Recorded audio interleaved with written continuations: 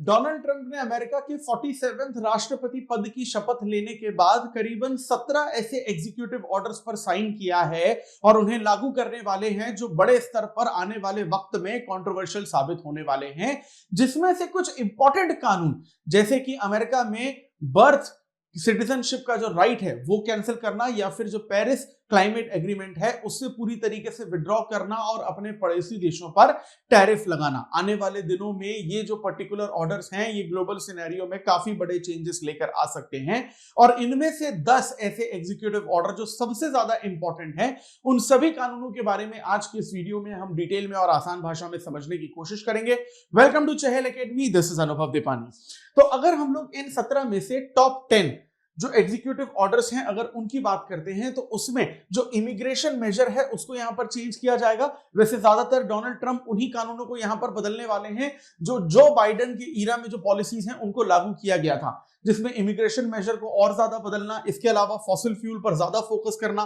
Paris agreement से America को withdraw करना, अपनी जो नेबरिंग कंट्रीज हैं उन पर टैरिफ लगाना, यहां तक कि जो फेडरल गवर्नेंस के कानून है उसमें अलग अलग तरीके के रिफॉर्म्स लाना। तो अगर इसमें हम लोग सबसे पहले जो मेजर डिसीजन है वो ये है कि जो इमिग्रेशन पॉलिसी है डोनाल्ड ट्रंप इसको और ज्यादा स्ट्रिक्ट बनाने वाले हैं, क्योंकि हम सभी लोगों को पता है कि मेक्सिको से अमेरिका में जो बेसिकली इमिग्रेशन है वो इलीगल तौर पर बहुत ज्यादा किया जाता है। और यहां पर डोनाल्ड ट्रंप ने सबसे पहला ऑर्डर ये पास किया है कि वो पड़ोसी देश के लोग यानी मेक्सिको के लोग जो अमेरिका में आकर असाइलम या रिफ्यूजी असाइलम ले रखे हैं या फिर रिफ्यूजी बन रखे हैं और उनके पास अगर किसी भी तरीके का डॉक्यूमेंट नहीं है तो उनको वापस मेक्सिको डिपोर्ट किया जाएगा। अगर किसी की क्रिमिनल हिस्ट्री है तो उसको डिपोर्ट किया ही जाएगा, लेकिन अगर कोई ऐसा व्यक्ति है जिसकी क्रिमिनल हिस्ट्री नहीं है लेकिन फिर भी उसके पास डॉक्यूमेंट्स की कमी है तो उसे डिपोर्ट किया जाएगा, क्योंकि जो बाइडेन ने अपने ईरा में ये कहा था कि अगर आपके पास डॉक्यूमेंट नहीं है कोई दिक्कत की बात नहीं, हम आपको रिफ्यूजी बना देंगे और बाद में फिर बेसिकली आपको अमेरिका का सिटीजन भी बना देंगे। लेकिन डोनाल्ड ट्रंप जो है इसको पूरी तरीके से यहां पर अब रिवाइव करने वाले हैं। प्लस वो लोग जिन्हें पहले प्रॉमिस किया गया था मेक्सिको के लोगों को कि आपको असाइलम अमेरिका में दिया जाएगा, उनसे ये कहा जाएगा कि जब तक आपको असाइलम नहीं दिया जाता जो अमेरिका की फेडरल कोर्ट है यानी वहां का जो एपेक्स या सुप्रीम कोर्ट है उसके द्वारा, तब तक आप मेक्सिको में ही इंतजार करिए, आपको अमेरिका आने की जरूरत नहीं है। इसके अलावा यूएस और मेक्सिको में जो इमिग्रेशन का प्रॉब्लम है उसमें नेशनल इमरजेंसी जो है बॉर्डर पर डिक्लेयर यहां पर की जाएगी। प्लस जो यूएस ट्रूप्स है यानी कि यूएस आर्मी के जो लोग हैं वो बेसिकली अमेरिका मेक्सिको के बॉर्डर पर तैनात किए जाएंगे। बिग वॉल यहां पर क्रिएट की जाएगी ताकि ये जो बेसिकली इमिग्रेशन है वो पूरी तरीके से रोक दिया जाए। इसके अलावा अगर नेक्स्ट ऑर्डर की हम लोग बात करते हैं तो जो बाइडेन जो है वो ज्यादातर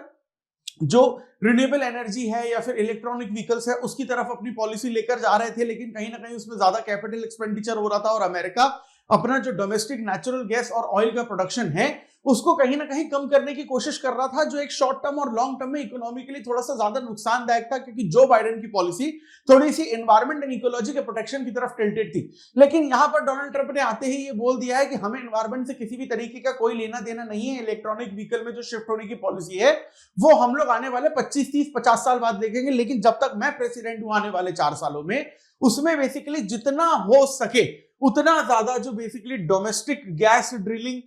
या फिर ऑयल एक्सपैंड, चाहे वो अलास्का में हो चाहे वो यूएसए में हो, वो सारी की सारी चीजें यहां पर इंप्लीमेंट की जाएंगी जितना ड्रिल कर सकते हैं। डायलॉग भी उनका फेमस हुआ था जब वो बेसिकली प्रचार प्रसार कर रहे थे, drill drill drill and drill. इन्होंने बेसिकली कहा था कि डोमेस्टिक लेवल पर ये जो बेसिकली एनर्जी है, फ्यूल कंसेंट्रिक एनर्जी है, स्ट्रैटेजी है, इसको बढ़ाया जाएगा। इसके अलावा डोनाल्ड ट्रंप हमेशा से ही पेरिस क्लाइमेट एग्रीमेंट के अगेंस्ट में रहे, क्योंकि जब वो पहले टर्म में बने थे प्रेसिडेंट उस टाइम पे भी उन्होंने पेरिस क्लाइमेट एग्रीमेंट से विड्रॉ किया था, क्योंकि इनका ये मानना है कि पेरिस क्लाइमेट एग्रीमेंट की बहुत सारी गाइडलाइंस को फॉलो करने के चक्कर में, एनवायरनमेंट को बचाने के चक्कर में जो अमेरिका की इकोनॉमी है उसको बहुत ज्यादा नुकसान हो रहा है और अमेरिका इस बात के बिल्कुल भी फेवर में नहीं है या परिस्थिति में नहीं है कि किसी भी तरीके की इकोनॉमी प्रॉब्लम्स को यहां पर वो झेल सके। इसीलिए वो पेरिस क्लाइमेट एग्रीमेंट से विड्रॉ कर रहे हैं और करेंगे ही। और डोमेस्टिक एनर्जी जो प्रोडक्शन है वो पूरी तरीके से यहां पर बढ़ाया जाएगा, यानी कि इकोनॉमी या अमेरिका फर्स्ट की जो पॉलिसी है इनकी दोबारा से लागू होगी। प्लस एक और चीज थी जो बाइडेन के टाइम पीरियड में हमको ये देखने को मिल रहा था कि कनाडा हो या फिर मेक्सिको हो, उसमें बेसिकली जो इंपोर्ट्स हो रहा था वहां पर टैरिफ जो ट्रेड है वो बहुत ज्यादा कम था। इस वजह से अमेरिका का जो डोमेस्टिक प्रोडक्शन है उसके जो बेसिकली गुड्स और सर्विसेज है वो ज्यादा नहीं बिक पा रहे थे। यानी कि बेसिकली जिस तरीके से चाइना के जो सामान है वो भारत को नुकसान पहुंचाते हैं, मेक्सिको कनाडा के सामान अमेरिका को नुकसान पहुंचा रहे थे। तो यहां पर एक स्ट्रिक्ट ऑर्डर लिया गया है कि कनाडा और मेक्सिको के जितने भी इंपोर्ट्स रहेंगे 1 फरवरी 2025 से ही अनफेयर ट्रेड प्रैक्टिसेस के अंतर्गत अंतर आते हुए 25% का टैरिफ ड्यूटी जो है इन पर लगाया जाएगा। और इन्होंने कहीं ना कहीं डोनाल्ड ट्रंप ने एक अंदेशा यह भी दिया है कि आने वाले कुछ ही महीनों में चाइनीज जो प्रोडक्ट है उन पर भी इसी तरीके का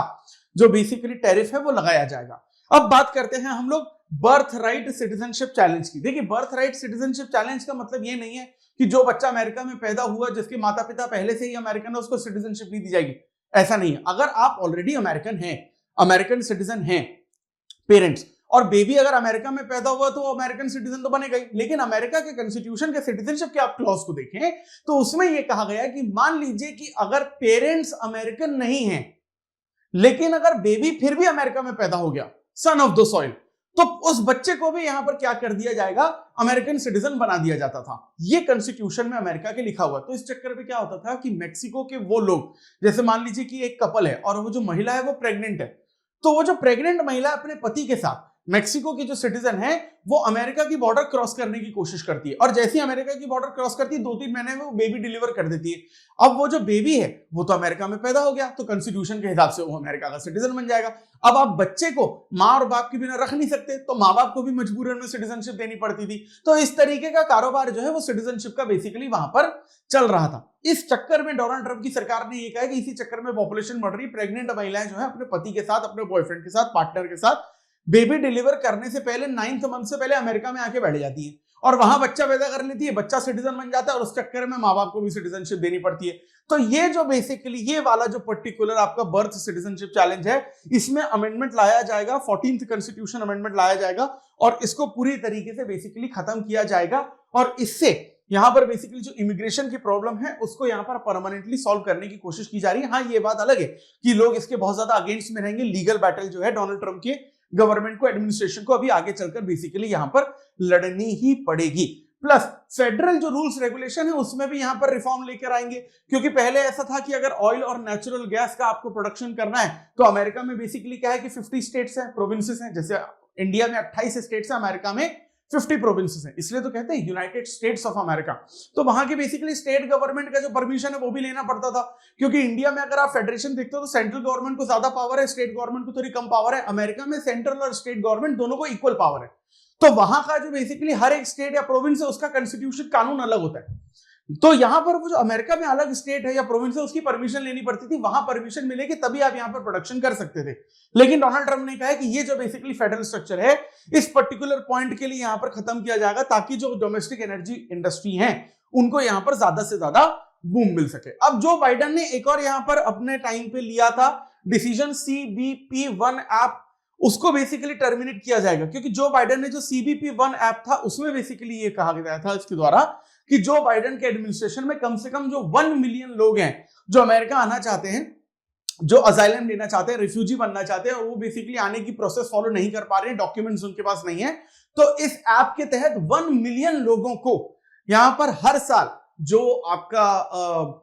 इमिग्रेशन है उसको लीगल कर दिया जाएगा। तो इस पर्टिकुलर ऐप को भी यहां पर पूरी तरीके से डोनाल्ड ट्रंप जो है वो कैंसिल करने वाले हैं। इसके अलावा एक और चीज कही है, जो फेडरल हायरिंग है उसको रोक दिया जाएगा, यानी गवर्नमेंट के तहत जो नौकरियां हैं उसको रोक दिया जाएगा, क्योंकि ट्रंप सरकार का ये कहना है कि अभी हमारे पास और पैसे नहीं है लोगों की सैलरी और पेंशन देने के लिए। लेकिन सिर्फ इसमें कुछ एक्सेप्शन है कि जो आर्मी वाला सेक्टर है उसमें हायरिंग होगी, कुछ गवर्नमेंट वाले सेक्टर है उसमें हायरिंग होगी। इसके ऑपोजिशन में बेसिकली ये कहा जा रहा है कि इस चक्कर में क्या हो सकता है कि सरकार की जो एफिशिएंसी है या जो प्रोडक्शन की स्पीड है वो काफी हद तक कम हो सकती है। लेकिन डोनाल्ड ट्रंप की सरकार यहां पर ये बोल चुकी है कि जो फेडरल एक्सपेंडिचर है उसको यहां पर हम लोग कम करेंगे ही करेंगे। इसके अलावा जो गल्फ ऑफ मैक्सिको और गल्फ ऑफ अमेरिका वाला जो बेसिकली प्रॉब्लम है वो हम चहल एकेडमी के पिछले कुछ वीडियोस में आपसे डिस्कस कर ही चुके हैं कि जो गल्फ ऑफ मैक्सिको है उसको यहां पर गल्फ ऑफ अमेरिका बनाने की बात यहां पर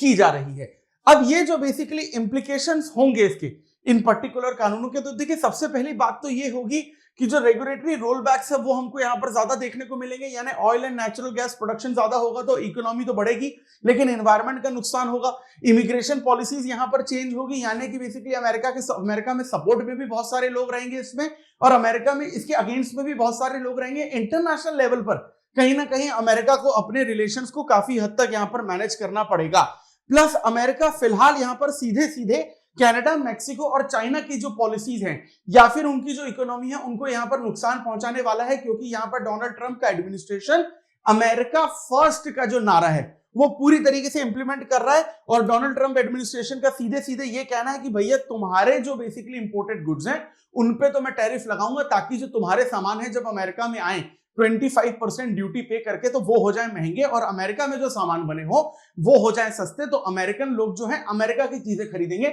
ना कि कनाडा, मैक्सिको और चाइना की चीजें खरीदेंगे। तो ये जो इकोनॉमिक अग्रेशन वाला वॉरफेयर है वो अब अमेरिका की तरफ से भी पूरी तरीके से यहां पर चालू होने वाला है। अब पेरिस एग्रीमेंट से भी विड्रॉ कर रहे हैं, यानी कि अमेरिका अब इस पूरी प्रोसेस से बाहर होने वाला है आने वाले कम से कम 4 सालों के लिए,